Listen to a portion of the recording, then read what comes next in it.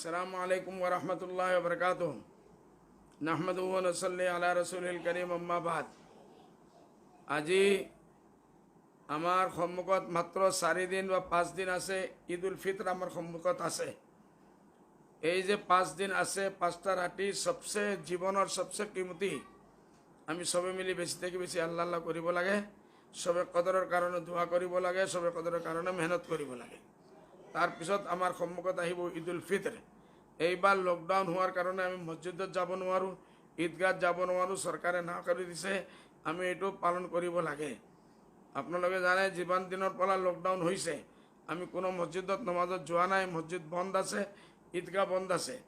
এইবাৰ আমি ঈদৰ নমাজ নিজৰ ঘৰত পঢ়িব লাগিব। হইলে ঘৰত পঢ়াৰ কাৰণে কেইটাবা কানুন আছে।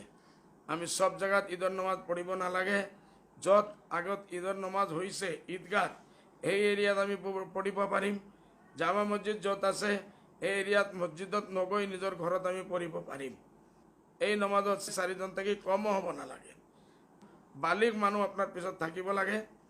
ইমাম সাহেবে এইটো এই মানুহজনক লৈ মানুহসকলক লৈ আগত নিয়ত কৰিব যে মই ঈদ উল ফিতৰৰ নমাজ পঢ়াই আছোঁ, আমাৰ মুখ কিবলাৰ তৰফৰ ফালৰ আছে, আল্লাহৰ নামে আমি এই নমাজটো আৰম্ভ কৰি আছোঁ।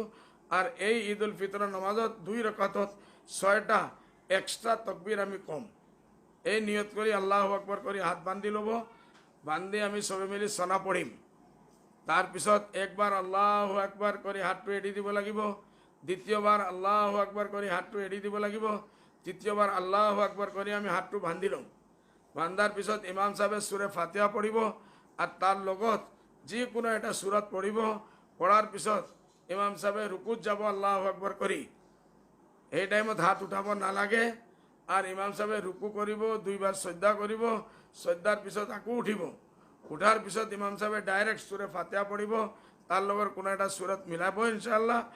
দ্বিতীয় রকাতত আমি রুকুত যাওয়ার ইমাম সাহেবে তিলাওয়াতের পিছত আল্লাহু আকবার করে হাত একবার উঠাব, দ্বিতীয়বার আল্লাহু আকবার করে হাত উঠাব, তৃতীয়বার আল্লাহু আকবার করে হাত উঠাব, চতুর্থবার আমি ডাইরেক্ট রুকুত যাম।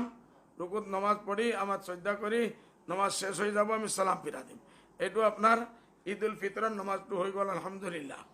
নমাজের পিছত ইমাম সাহেবে খুতবা দিব লাগিব। এই খুতবাটো ইমাম সাহেবের কারণে সুন্নত। হইলে আমি যে 3 জন পিছত বহি আছো আমার কারণে এই খুতবাটো শুনাটো ওয়াজিব।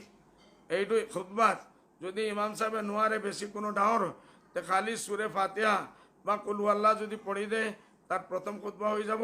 দ্বিতীয় খুতবাত যদি নোৱাৰে তে কমসে কম দুৰূদ শৰীফ পড়ি দিব, এইটুই খুতবা শেষ হয়ে যাব। তাৰপিছত পুরা পৃথিবীর কারণ দোয়া করিব। এই দোয়াত আমি দোয়াত থাকিব লাগে। দোয়াত আমার কারণে এই খুতবাটো শুনাটো ওয়াজিব। এতিয়া মই এটা মছলা কৈ আছোঁ ভাই, আপোনালোকে এইবাৰ বহুত ডাঙৰ এটা মিছআণ্ডাৰষ্টেণ্ডিং চলি যাব। এই মানুহে লাখ লাখ মানুহে ঘৰত নমাজ পঢ়িবলৈ বিচাৰিব। নমাজ আমি সেই টাইমতে পঢ়ি পাৰিম। নমাজ পঢ়া নেলা ইমাম যোগ্য মানুষ যদি পায় আপোনালোকে নমাজ পঢ়ক। য'ত ঈদৰ নমাজ হয় তাত ঈদ নাই, এইবাৰ আমি বাইৰে যাব নোৱাৰোঁ, ঈদৰ নমাজ ঘৰত পঢ়ক। আপনার জুম্মার নমাজ হামেশা পাবন্দির সাথে হয়ে আছে, সেই মহল্লাত আপনি যদি পড়ি আছে আপনি পড়ক, কোনো অসুবিধা নাই। বলে বাকি জায়গাত আমি পড়িব নালাগে, বলকে এইটোর জায়গাত আমি 2 রাকাত করি।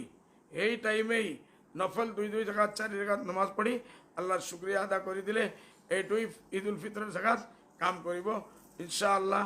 আল্লাহ তালা আপনার খুশ রাখুক, কুশল রাখুক, মঙ্গল করুক। সালাম আলাইকুম।